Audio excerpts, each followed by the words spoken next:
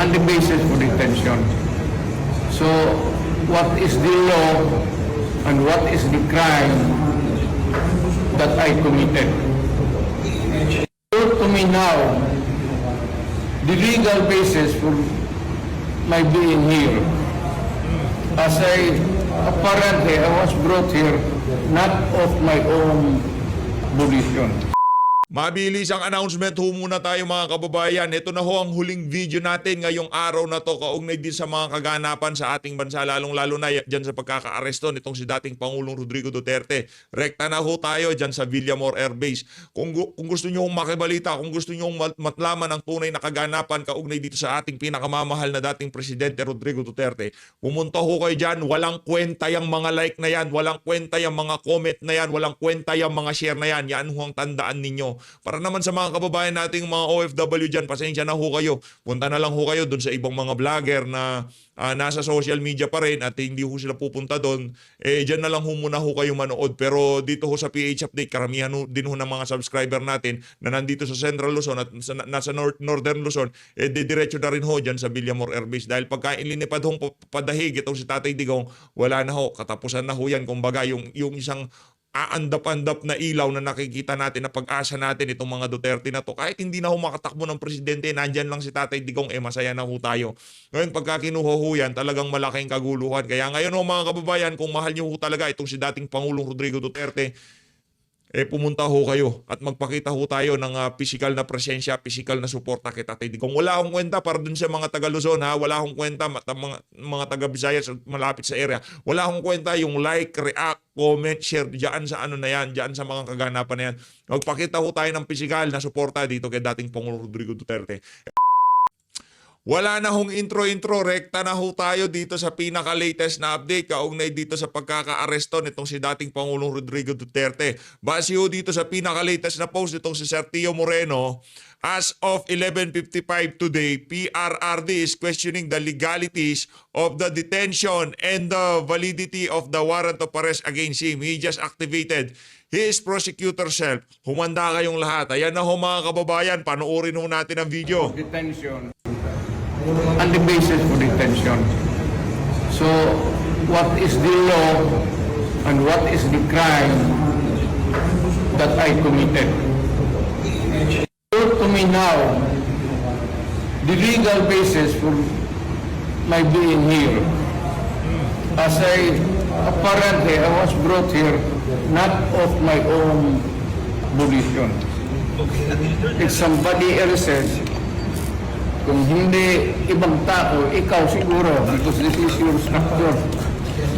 So you have to answer now for the deprivation of liberty. Kung general naman kayo, alam mo ba na hindi man lang siya na-serve kung anong kaso kung sinacharge sa kanila. Hindi niya alam. Kahit na PI man yun. Alam mo, ang charge sa kanya nasa Jargo lang. And then, hindi pa kayo na, ganito ginagawa natin. Sumusunod tayo sa isang entity na hindi na tayo membo. Nag-withdraw na tayo. And yet, sir, you are the prosecutor general. You know how to exercise due process. Before you can even file charges, you have to file a complaint. We have to file a counter affidavit. Without doing those procedural process, here we are, being issued a warrant of arrest, questionable warrant of arrest. Ano ang naman ito, sir? There's naman doon, blooper, puro pagdating sa trial gan, tatawagin kita sa witness stand. Sabihin ko, you're the person who arrested me. May I know the reason why? Have you read the documents? Or at least, have you read the case at that time when you made the arrest? So that you would be guided to what you should know. Ano lang yan? Kung kaibigan tayo, galing ako for detention. Ayun na nga mga kababayan, yun na hong pinaka-latest na update kaugnay ho dyan sa pagkaka-aresto nitong si dating Pangulong Rodrigo Duterte. Ang manlinaw lang ho dito, napakarami hong linabag ng kung sino man ang umaresto dito kay dating Pangulong Rodrigo Duterte. Wala hong isinerve na warrant, hindi ho binasa ang kanyang mga karapatan at napakarami pa hong ang pang-aabuso ang ginawa dyan sa pagkaka-aresto na yan nitong si dating Pangulong Rodrigo Duterte. At ngayon ho mga kababayan, dito sa bahagi ng video natin na to, rekta naman ho tayo dito kay Senator Christopher Bongo. Makabalita ho tayo dito kay Senator Bongo kung ano na hong update diyan sa pagkaka-aresto nitong si dating Pangulong Rodrigo Duterte. Ito. Hello? Ma'am? Hello? Senator Christopher Bongo, Senator Christopher Bongo. Sabi kanina ni General Malville na makasama kami. Opo, kumain naman po si General Madbil kanina. Oo, sinabi ni General Malville kanina.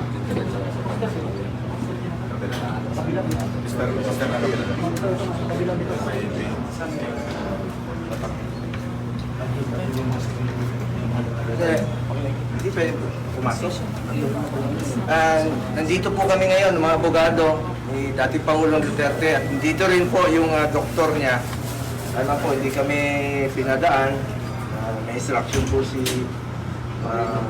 Ruth, no? Hindi kami papasukin. Constitutional right po yan, yung medical, nandito yung mga doktor. Doc Agnes? Alvin.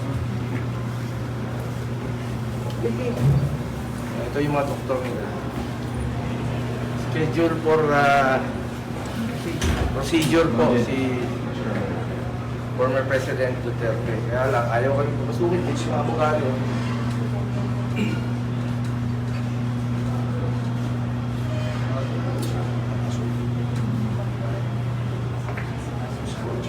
Under instruction incident, make it up record we are being prevented from proceeding to see the President because the guard is under instruction not to allow us to see him. Walang yun. I know. You're working with her. Kanina, sabi ni General Malville, pwede ko samahan eh. Sinabi ni General Malville sa akin, sasamahan ko siya eh. Dito sa Coster. Bakit nag-iba? Ano? Bawal po, ma'am? Bawal kayo? Ano po na ilak lang po yung pinto. Yun lang po yung tinanggap kong instruction. You are under instruction to prevent anybody from seeing Ang the instruction President. no po. Ang instruction po sa amin ay to secure the door. Close lang po, sir. I-close lang po. Kahit ano po mangyari, i-close lang po. Mas ka ng mga abogado mismo yun. Hindi ko na po dadagdagan sa Tapos mga instruction. Sino ang nagbigay sa inyo ng instruction? Yung mga... Who is that particular person who gave the instruction? Ha? Authority. Sino authority? Mga security officer din po na sir, yung above din po sa kanila. Sa sumusunod po.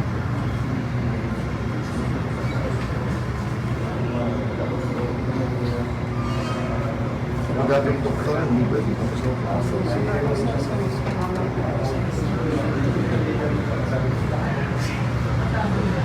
Limang klase ng review natin, hindi natin limang klase.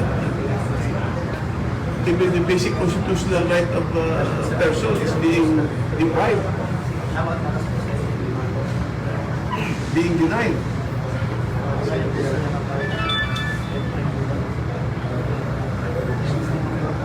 Ayun si Tore. Saan? Ano pa? Papunta na rito. Dito.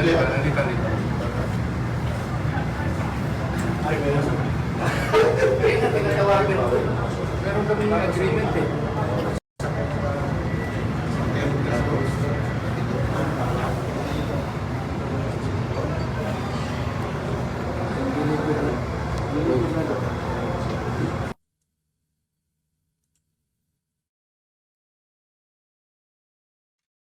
Ito, dito tayo lipat na tayo. Importante at kalusugan ng namin Interview ko kay Senator Christopher Bongo. Ganun siya. Siya may adan na, pero hindi niya pinag-test na kinuha natin mo rin. Kailangan talaga na bantayan. Yan naman po pinangako ko. Pangulong Aliwanag ang sabi natin, sasama ka sa festival natin sa ako. Nakita ko lang sa video. Alam niyo po kung saan dinala? Hindi pa namin alam. Yun po ang alam pa namin. Sir, ano na kung next step po niyan, sir? Saan po kayo papunta ngayon? Grabe, inaresto ho itong si dating Pangulong Rodrigo Duterte dahil sa paglaban niya sa illegal na droga para protektahan ang ating mga kabataan. Anak ng to. Sumusunod naman sa batas si Pangulong Duterte. He is 8 years old. 8 years old na si tatay. Ginawa lang yan sa bahay na Rame. para sa Arrest na ginawa I think ng nandun media siya kasama na ata si in-expect na po na Lagi na po kami narinig ng mga nakaraang araw. Sabay po ba kayong dumating sa doon? O hindi? Hindi mo ako pinapasok dito eh. Okay. Actually, pinagbawalan kami. Doktor, kasama ko yung ambulansya. Dahil importante nga sa akin yung kalusugan niya. Unahin muna natin ang kalusugan before anything else. Samantala sa natin. Ginawin yung pass namin. Hindi kami pinapasok. Hanggang VIP, sir, hindi kayo pinapasok. Hindi kami pinapasok. Hindi kami. Mga doktor niya yun. Dala namin yung ambulansya. Anyway, sa mga kababayan ko, hinahon muna kayo. Tayin muna natin, alamin muna natin yung katotohanan. Yun lang pong pakiusap ko sa inyo lahat. Siguraduhin muna natin na ligtas at maayos ang kalusugan ng ating Pangulong. Sa pakalinaw, anong estado ngayon? Inaresto o hindi? Hindi ko po alam. Hindi namin alam dahil hindi po kami pinapasok. So, upon arrival ba, sir? Upon Diretso arrival, na? hindi ko kami magkasama. Nagpalitan lang po ako nung overnight lang po. Pero sinundo po siya? Sinundo siya, sir? Nasa prosecution ng PNP. Saan po dinala? Nasa PNP lang. Pupuntahan na namin sa hanapin namin. Hanapin namin sa atin.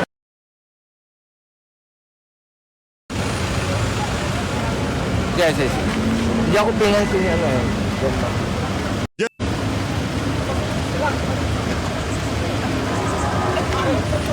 Alive ka? Opo. Tagapagsalita ka ng PNP, pwede ba kaming pumasok doon?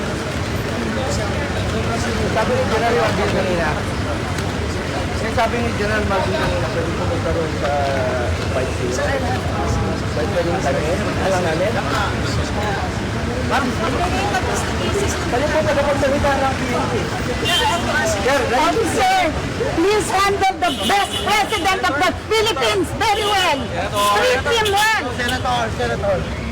Oh, tumatakbo si ano. Senator. Ayaw niya magpa-interview ah. Bakit kaya? Dapat kailangan Person, ayaw mo sagutin. Ano tinanong niyo sir? Ano tinanong niyo sir? Sabi ko, saan ba pwede puntahan? Kasi kanina sabi ni General Marbil, dadalhin daw doon Tinatakbuhan na si Senator. sa airport. Kapilya mo. Ayaw lang po sabi ko. Ko na PNP. Sir, hawak na po nila. Hawak na si PRRD. Hawak naman nila si PPRRD sir. May dala po kaming ambulansya. May doktor dito, may procedure sa bukas. Oo. Karapatan ng Pilipino yan. Oo. Di ba karapatan ng Pilipino? May dito muna. What will happen to him, SNPG? Sir, ano sabi Sir, sa ang inyo? plano nyo, ilalaban nyo dalhin muna sa ospital bago. Kailangan muna, check upin muna ng doktor. Pero nasa kanila na, sir. Sir, saan po yung dinaan sir? Hindi saan po yung dinaan? Kami pinapasok. Apo, saan po yung dinaan sir? Sir, panawagan po natin. Panawagan po natin sa taong bayan. Pagdasal niyo po ang kanyang kalusugan. Pagdasal niyo. Salamat po. Magandang umaga po sa inyo lahat mga kababayan ko. Dito po kami kasama po mga doktor ni former President Duterte. Nasa loob po kami ng ambulansya. Pupuntahan mo namin siya sa Mediamat Airways kung saan siya po dinala. Hindi po na-check up kanina ng mga doktor niya. Kailangan muna siguro natin na nasa maayos po ang kanyang kalusugan dahil paggabi po ayon sa kanyang pamilya ay masakit yung likod niya. Kaya dala po tayo ng ambulansya ngayon from Cardinal Santos. Ito po, gamit.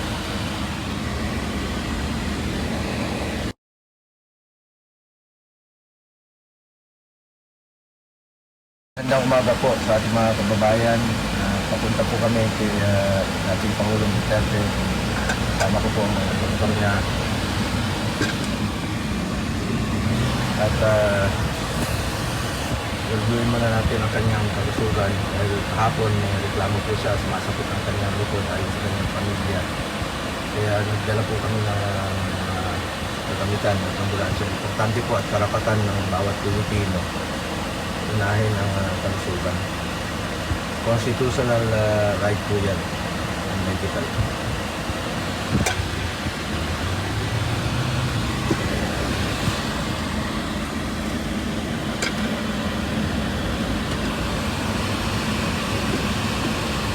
Ayon sa ulat ay dinala po siya sa Villa Madero Base 250. Ito po yung dating kung saan po ito yung air wing na nag-reserve po sa former President Duterte.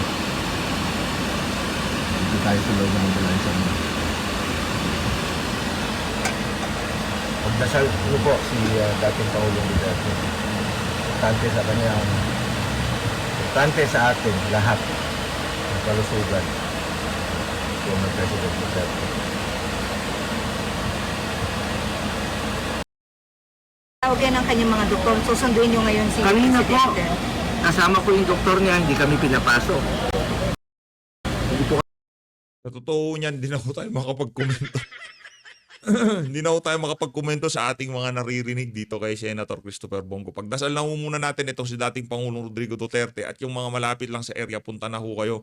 Tayo ho kasi mga kababayan, dapat kanina tutulak na ho tayo. Kaso nakita ho natin, coding ho pala tayo ng Tuesday kaya hindi ho tayo nakapunta. No? Nung huling pumunta ho tayo ng coding na tayo ng Tuesday dyan sa Maynila, nahuli ho tayo. Malamang sa malamang kung merong gaganaping vigil bukas, pupunta ho tayo bukas. Bukas na lang siguro tayo makakapunta dahil coding ho tayo ngayon. kami pinapasok kanina ng security ng airport. Ay, utos daw po. So, sumunod kami. Even with the doctor, sir?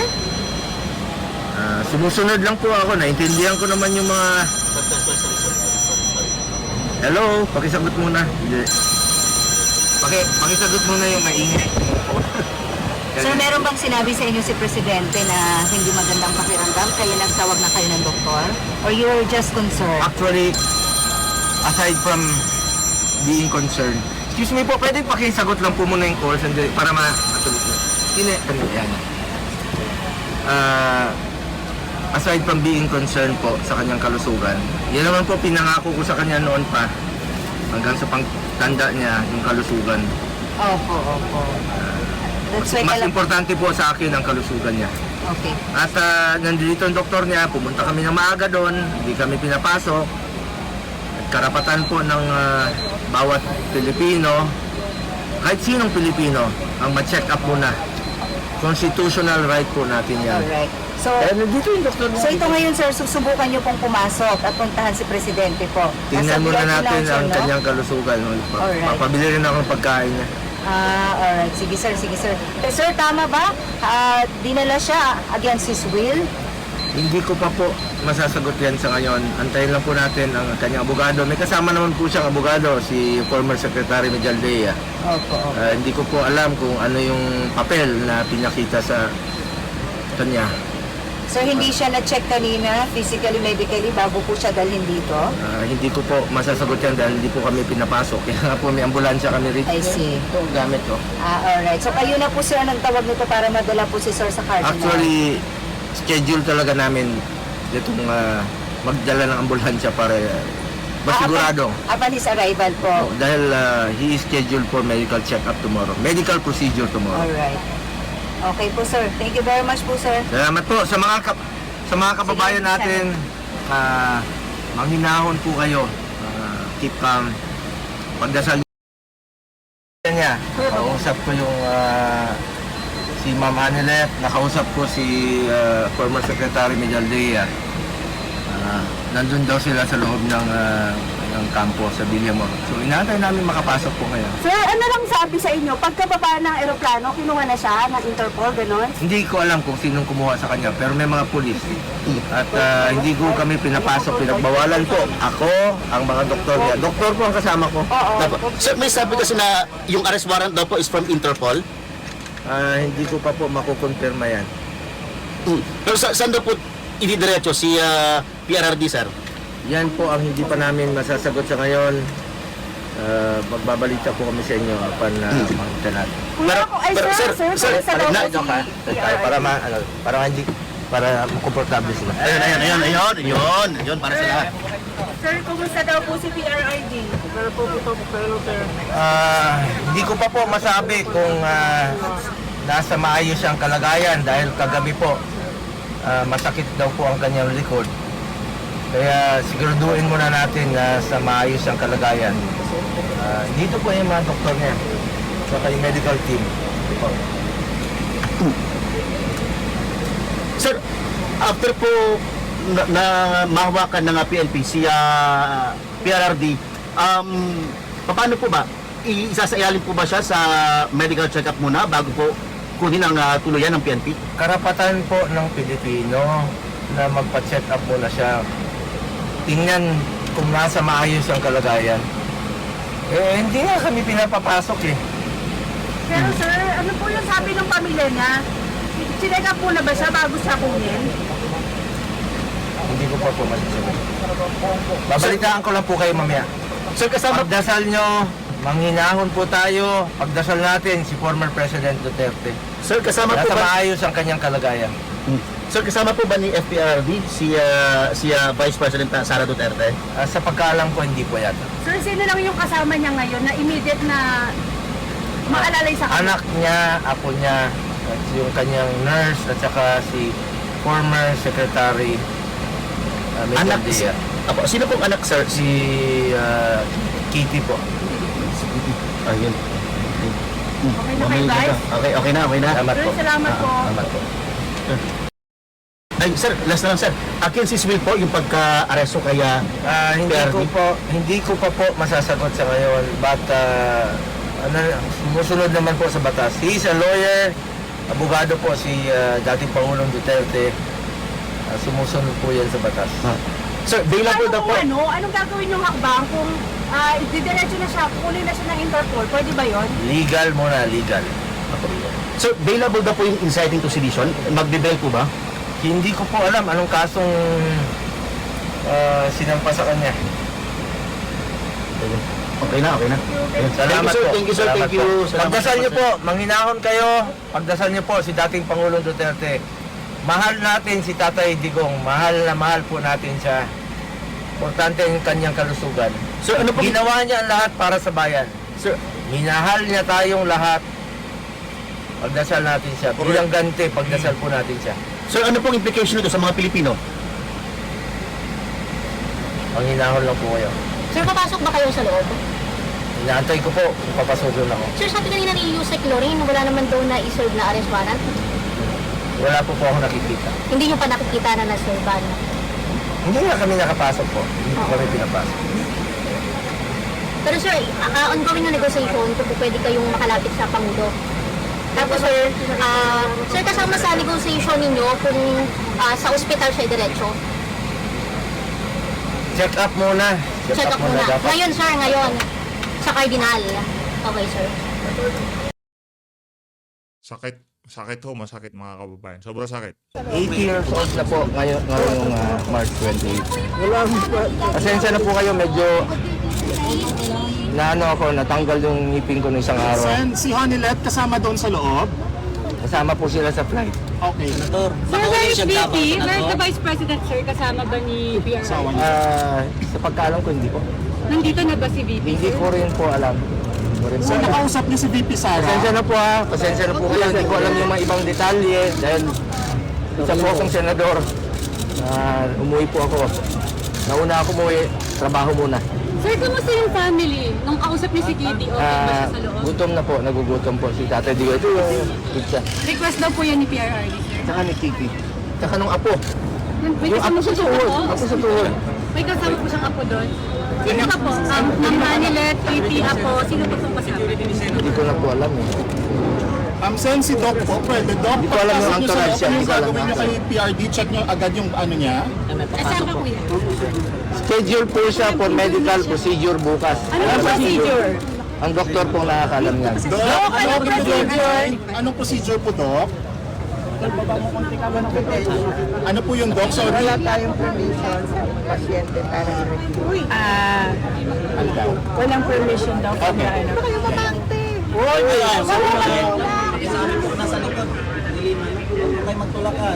May reason to. Yun na po.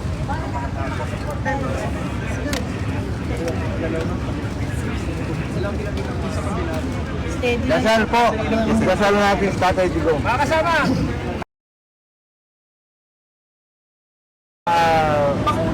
Ayoko na pong dagdagan. Sunduin niyo lang po na nasa maayos na pagsulat. Yun po ang aking pakiusap. Pakiusap ko sa gobyerno, pakiusap ko sa mga kasamahan natin sa gobyerno. Mahal namin din nun. Mahal kayo ni Tatay Digong. Hindi siya nagkulang sa inyo. Sana mahalin niyo rin po siya. Mahalin natin si Tatay Digong. Dasal tayo. Balik lang po sa question nga, sir. Do you think deserve po the former president?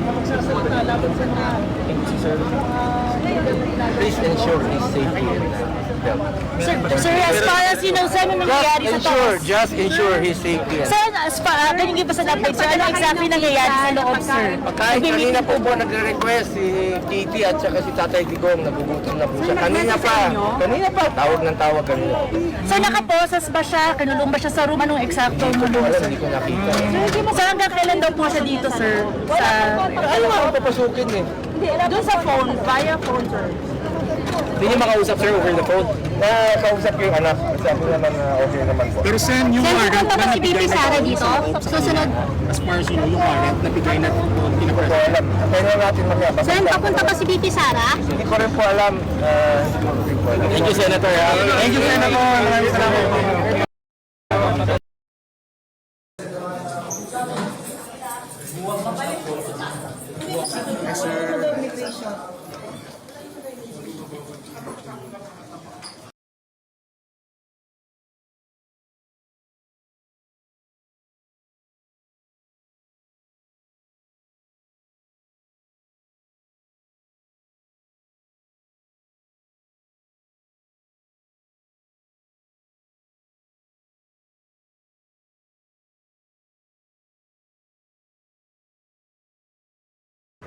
That I committed. That I committed.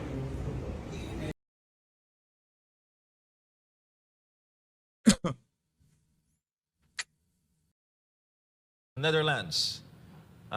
Ay, March 7 pa pala ito, partner. 7. Na pirmahan. March 7, 2025. So, panahon na ito sa Hong Kong, partner. Yeah.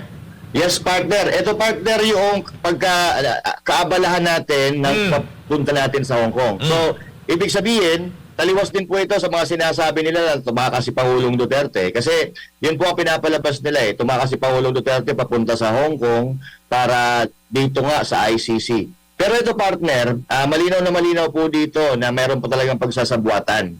Biruin mo, 1 trilyanes na dating kahul ng kahul at kinakahulan itong si Bongbong Marcos Jr., kasapakat na po nila ngayon.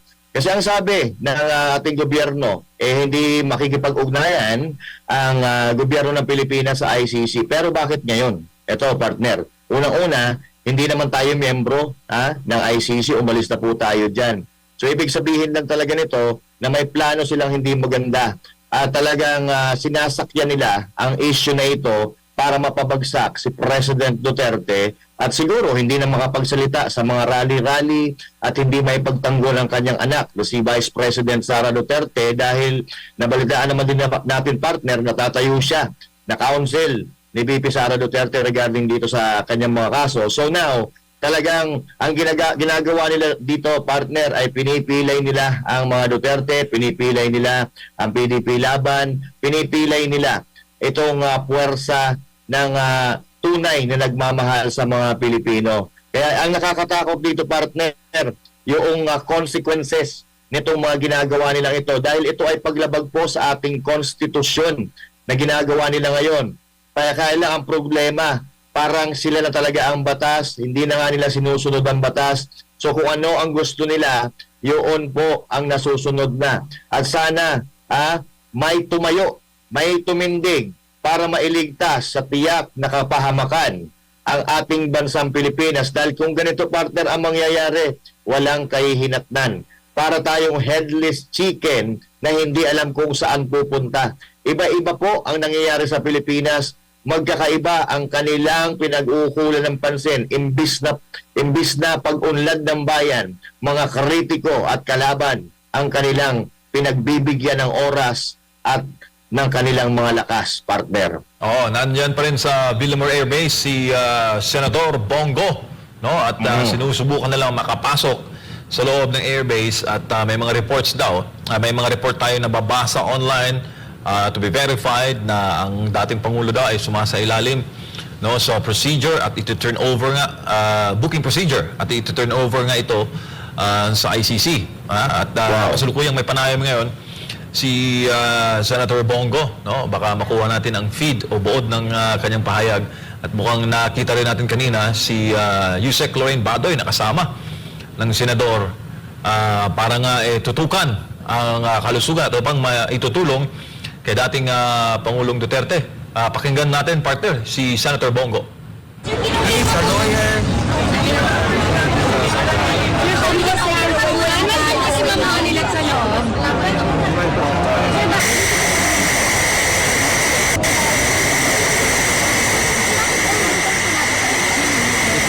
So, binanggit ni Senator Bongo na huwag kayong mag-alala, abogado ang dating presidente. Ang concern lang talaga ni SBG ngayon ay ang kalusugan ng dating Pangulo. Kasama natin ngayon, nasa linya, partner, si Attorney Israelito Torion. Attorney, maayong buntag, sir. Maayong buntag po sa tanang mga nagatanaw ni sikat ng estasyon SMNI. Good morning, everyone. Sir, ano talaga ang totoo? Campo Crame o Villamor Air Base ang dating presidente? Na-clarify namin, Villamor Air Base, nasa Kalayaan Hall siya. No? Malapit lang dito, harap ng Marriott Hotel, yung malapit lang. And ang takot lang namin is parang naghanap ng Philippine Air Force ng malaking eroplano, baka dadalhin na diretso ito sa Hague, Netherlands. Yun ang aming apprehension, no? Kaya nga parang talaga, parang pinlano, no? Grabe, sir, no? Diretso sa The Hague. At Yes. nabasa po namin, sir, yung Wala ho silang jurisdiction. Wala hong jurisdiction ng ICC sa ating bansa. Bakit ganito nangyayari?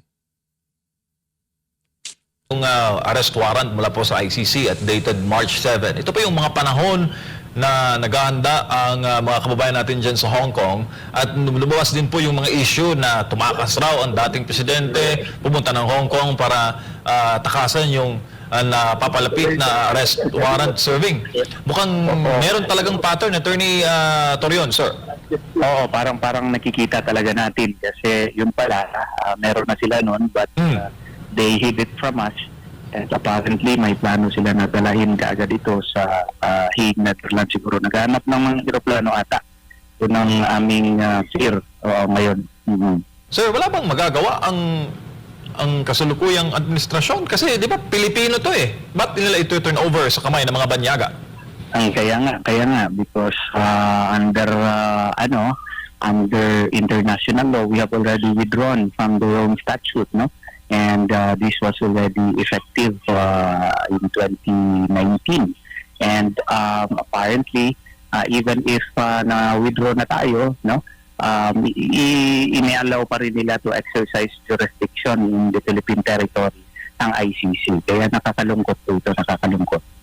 Sir, wala bang ibang legal remedy na maaari nating i-avail? For example, hospital arrest. Sir, matanda ng dating presidente. Actually, meron pero hindi ko muna ma-reveal sa inyo. No? I am in communication with Attorney Martin Delgra. Nandun sila sa loob. Pero hinahanapan natin ng magandang tinutulungan natin si Attorney Delgra at saka si Attorney Miguel Dea. No? Nakikipag-coordinate tayo sa kanila po. Yan lang po ang muna ang natin ngayon.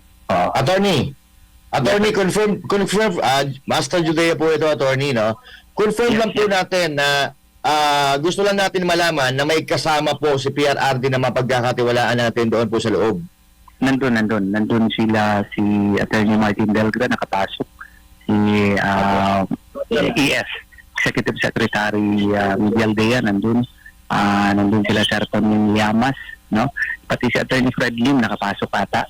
Kami kasi nagtipang sasakyan kami ni Attorney Vic Rodriguez at saka ni Philip Salvador. So hindi kami nakapasok, pati si Bongo hindi nakapasok. So I tried to go inside kasi we have to coordinate sana with Attorney Delgra and ES Miguel Dea. Tumatawag ako, parang naka-jam yung cellphone ko, hindi nakakapasok. So nag-iba na lang kami ng lugar kay para magtawagan na walang jammer at somehow makapag-coordinate kami sa anong gagawain.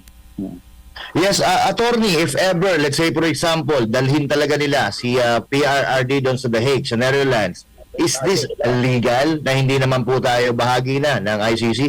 Legal po ba to?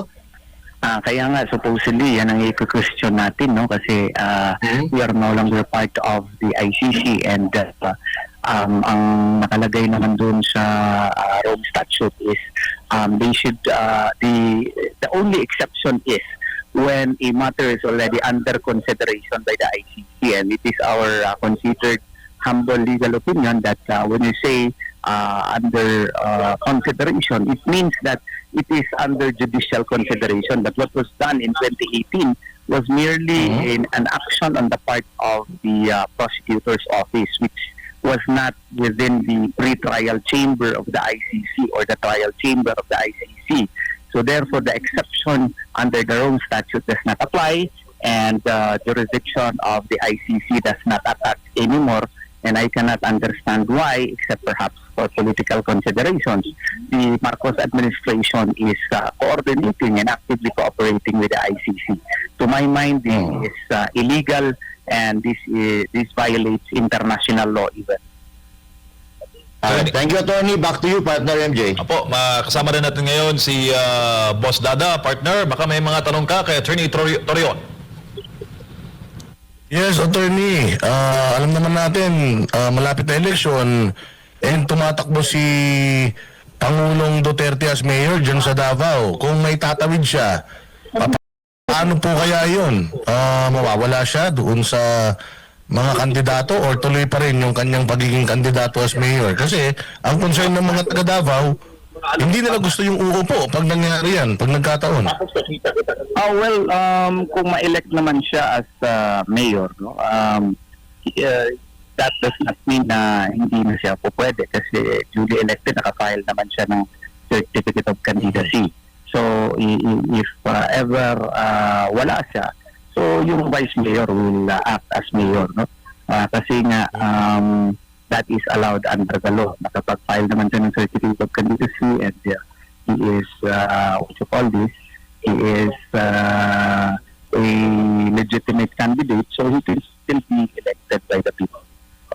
Isa pa, attorney, meron ako kasi previously ang administration ng PCO, ang Camp Crame at ang iba pa mga opisyal ng gobyerno, parang panlilindang ito kasi alam na pala nila na meron na pero dinideny pa rin nila hanggang kahapon.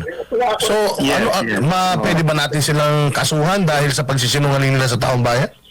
Well, that is a matter which should be placed under proper consideration because you see, kung strictly construe natin yung Article 127 paragraph 2 sa Rome Statute, pasensya na medyo technical tayo ngayon, no? Wala na talaga sanang jurisdiction yung what you call this, ICC sa atin. Kasi if you note, nag-withdraw tayo noong March 17 of 2018, no? And then naging effective yung withdrawal natin on March 17 of 2019. So if that is so, then the ICC has no longer jurisdiction over the Philippines, no? So the only exception there is that the matter should be under consideration. And yung ginagawa kasi ng ICC prosecutor noon is purely an internal assessment by the Office of the Prosecutor and not a formal judicial proceeding subject to pre-trial chamber oversight. So therefore, we really believe that the ICC has no jurisdiction over Philippines anymore, and they could not, and Philippines should not have cooperated anymore with the ICC. What the government is doing is that they are cooperating even if this is already prohibited even under the Rome Statute itself. So, pero attorney, ang ano kasi dito, ang isang tinatanong ko, katulad yan, si speaker, ang tawag di spokesperson ng PNP na si Jing Fajardo, sinasabi niya walang ganon, walang ganyang mangyayari. Tapos biglang meron pala, and sinasabi niya to sa public. So technically, ano yun, pangloloko yun sa taong bayan. Kasi sinasabi niya na wala, pero meron naman pala. Anong pwede nating action dyan? Yan din ang aking tinitingnan. If there is clear evidence that they have prior knowledge about it, but they lied to the public, then that is actionable sa tingin ko, no? That can be considered as misconduct in public office, because public office is a public trust, and therefore you should be candid to the public as to the matters of public interest. No? So this is a matter that should be looked into, but in the interim, no, while we are still facing the fact that President Duterte is in fact arrested now, then we should pour all our concentration as to what we can legally do habang hindi pa siya dinadala sa Hague, Netherlands po. Pero ang duda ko talaga parang dadalhin ito sa Hague, Netherlands. Nako, masama ito. Thank you very much, Attorney Torion. Back to you, Boss MJ. Yes, sir. Yes, sir. Apo, attorney, bago lang po sa aming huling, ito na yung aming huling tanong. Sinabi po ni dating Pangulong Duterte habang kinakausap siya ng mga otoridad kanina doon sa loob ng aeroplano, sabi niya, you will just have to kill me at hindi ako papayag. Kukampi ka riyan sa mga puti. Talagang ayaw, kailang beses niya rin pong sinabi noon na ayaw niya na mapunta sa kamay ng mga banyaga. Mas mabuti pang mamatay na lang siya dito sa Pilipinas. Anong masasabi mo doon, sir? Well, that is his right, no? That is his personal right, and he can invoke that because there is really legal ground to insist that ICC has no jurisdiction over the Philippines anymore, if BA no longer a state party to the Rome Statute. So the fact that he said that, and he's a lawyer, he really has legal basis to claim that. So I do even pray that the Philippines will consider the fact that it is no longer a party to the Rome Statute, and sana respetuhin nila yung karapatang pantao po ni President Rodrigo Duterte. So yung nasabi niya ay in accordance with the law and in accordance with the Rome Statute. So tama lang yun na sinabi niya yun kasi wala na talagang jurisdiction dapat ang ICC. Attorney, dagang salamat, sir, at tatawag po kami ulit, sir, maya-maya para sa dagdag na update. Okay po, sige po. Salamat po. Salamat. Alright, yan po si Attorney Israelito Torion, isa po sa mga tumutulong at nag-advise on legal matters. Kaugnay po sa nangyayari ngayon laban kay Pangulo Rodrigo Duterte. Partners, matindi yung kanyang binitawan na senaryo.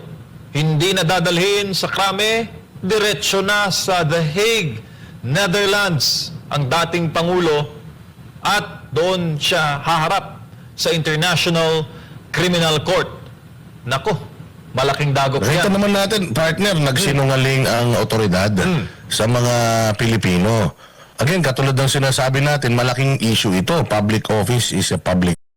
Huling video na ho natin ito, mga kababayan. Wala na ho muna kayo mapapanood sa PH Update. Kung gusto nyo hong magkaroon ng update, punta ho kayo dyan sa Villamor Air Base. Huling video na ho natin to sa PH Update ngayong araw na to. Wala na ho muna tayong update ngayong araw na to. Kung gusto nyo hong makakita ng tunay na kaganapan, punta ho kayo dyan sa Villamor Air Base. Huling video na ho natin to sa PH Update. Trust, sabi nga ni Atty. Torion. Nagsinungaling sila sa taong bayan para hindi makakilos ang taong bayan. Binigla nila ngayong araw na ito. Wala talagang magagawa ang taong bayan dito. Pero hindi natin, alam mo, nakakatakot ito kasi kung kaya nilang gawin ito sa isang napakagaling na presidente, kaya nilang gawin ito sa taong nagmalasakit sa bayang Pilipinas. What more sa ating mga normal na tao? Malaking malaking problema ito, mga partner. Nakikita ko, ito na magiging simula.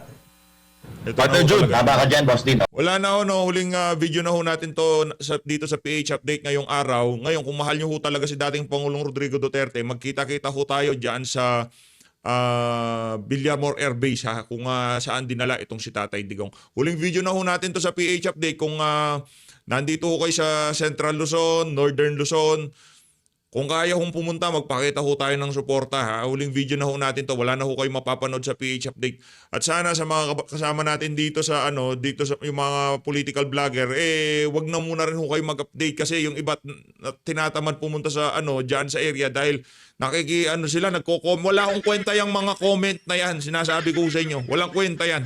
Hindi ho yan nakikita, hindi ho yan naririnig ng administrasyon. Tama ka dyan, Boss D. Kasi ito, yung mga subscribers natin kahit pa paano, medyo nagchat-chat sa atin ngayon kung ano daw ang susunod na gagawin. Dahil sila ay nag-aalala, lalo-lalo na yung mga kababayan natin dyan sa Mindanao, na talagang gigil na sila kasi ayaw talaga nila na pamunuan sila ng ibang tao dyan, lalo-lalo sa Davao, kundi ang mga Duterte. So, nagwawala na sila, partner. Hindi mo natin nakikita ang personal, pero alam ko sa kalooban nila na nagigit-ngit na talaga sila. Kanina kasi, partner, galing ako dyan pumunta ako ng airport. Ngayon, papasok na ako, nakareceive tayo ng tawag na huwag ka nang tumuloy kasi uhulihin daw banateros. Kasama daw sa order. Kaya napaatras tayo pero nandiyan dyan na tayo kanina and yung pabalik na tayo ng ating tiraan na yun na nga nabalitaan natin to. Nanlumo ako talaga, partner. Nanlumo ako kasi parang ito yung nangyayari sa bayang Pilipinas, parang nauulit yung nangyari dati na yung mga kalaban nila sa politika ini-eliminate nila. Yes. Ako naman, pagkakaalam natin kagabi bago tayo matulog, partner, 4:35 darating si PRRD. Kasi pag-gising ko kanina, nag-grocery kami, habang nagbabrowse-browse ako doon, sabi ko 10 na pala darating. So wala na. Hindi na, wala kang kanina kasi mula dito sa aking tinitirahan, isang oras papunta sa airport. So baka mamaya pagdating ko dyan, wala na rin. So sabi ko, magla-live na lang ako at yun nga ang ginawa ko, nag-live tayo kanina. Pagkatapos nito, partner, pagkatapos nito ng ating broadcast, pupuntahan ko yan kasi hindi pwedeng hindi tayo maging parte niyan. After ng video na to, rerekta na rin ho tayo dyan, no? Pupunta ho tayo ngayong araw na to dyan sa Villamor Air Base. Kahit na mag-commute na lang ho tayo, wala ho tayo magagawa. Coding ho yung sasakyan ngayon, dapat bukas pa lang. Pero wala na ho kayo makikitang update dito kay PH Update ngayong araw na to, no? Siguro bukas na kung ano pa man. Mas mainam ho kasi na doon ho tayo magkita-kita, no? Hindi nyo ako makikilala pero malamang siguro napapanood nyo ako pero kung magkita man tayo, medyo mabusis, mamukha nyo ko, maraming salamat to. Pero last na ho itong video na to ngayong araw na to. Wala na hong alas 3, wala na hong alas 6, wala na hong alas 11 ng gabi. Ito na hong uling video natin ngayong araw. Huwag na ho kayong pumunta dito sa PH Update. Rekta na ho kayo sa Villamor. Ala na kung anong mangyari sa atin. Basta para sa bayan, di tayo papayag. Kahit man lang presensya, kailangan pumunta tayo dyan kasi wala na, pag naitawid nila si Pangulong Duterte, naisakay nila sa aeroplano, wala na, tapos na to. Walang makakapigil na dyan. Sa totoo lang, yung pwersa na lang din ng yung inaasahan natin na militar, tsaka yung mga polis, sila na lang talaga yung inaasahan natin dito. Kasi supposedly sila yung magtatanggol sa konstitusyon. And wala, hindi na tayo miyembro nitong ICC na ito. Parang yung soberanya ng Pilipinas, binigay na nila sa ibang lahi. Ano nangyari dun sa mga pinaglaban ng ating mga ninuno noong mga araw na hindi pagyuko sa mga ibang lahi? Galit na galit tayo sa China kapag naglalayag dyan sa mga karagatan natin. Ito mismo papasok sa lugar natin, kukunin isang law-abiding citizen, dating presidente, mahal ng taong bayan, ibinoto ng milyon-milyon Pilipino, pinasasalamatan hanggang ngayon, kukunin nila ng ganun-ganon. Yes. Di ba? Napakasaklap nito. Anong magiging itsura natin sa international community? Na mukha't na wala tayong paninindigan. Nakita naman natin ng Amerika talagang sila. Ayaw nila dito sa ICC na ito. At sinabi nga ng Amerika na kamakailan lang kakasuhan nila itong mga taga-ICC na ito. Dahil sa pagiging pagsali sa mga politika. pagiging partisan. O tapos eto naman ngayon, wala ngang kaso si Pangulong Duterte dito sa atin sa Pilipinas eh. Gumagana naman yung ating mga korte dito sa Pilipinas. Nakalaya, napakaraming ang mga dating nakakulong na nakalaya. Ibig sabihin, gumagana yung ating mga korte. Bakit hindi tayo dito magsampa ng demanda kung napakarami nyo naman palang ebidensya? Bakit kailangan sa ibang bansa pa tayo humingi ng saklolo patungkol sa pagpapanagot kay Pangulong Duterte? Nag-hearing sa Senado noong nakaraang administrasyon, hindi napatunayan ito. Binuhay ng Quadcom. Pagdating sa Quadcom, pagdating sa Senado ulit nung hiniring ito ni Coco Pimentel, ang ganda-ganda ng tanong ni Jinggoy Estrada kay Leila de Lima na sa tagal mo sa kapangyarihan, hindi ka man lang nakapagkaso kahit isa. Tapos ngayon papayag tayo na ang ating Pangulo kukunin ng ibang lahi, pananagutin ng ibang korte samantalang ang mga korte dito sa Pilipinas ay gumagana naman. Nasaan ang hustisya dyan mga kababayan? Kung hindi pa kayo magagalit dito, bahala na kayo sa buhay nyo. Kung matutuloy ito mga partner, wala, our country is really going to the dogs. Yan yung... Ayun na nga mga kababayan, ito na hong uling video natin ngayong araw. Kung gusto nyo hong makakita ng update, punta ho kayo dyan sa Villamor Airways. Maraming salamat ho. Magkita-kita ho tayo dyan ngayong araw na to. Mag-ingat ho kayong lahat. Mahalin natin ng Pilipinas.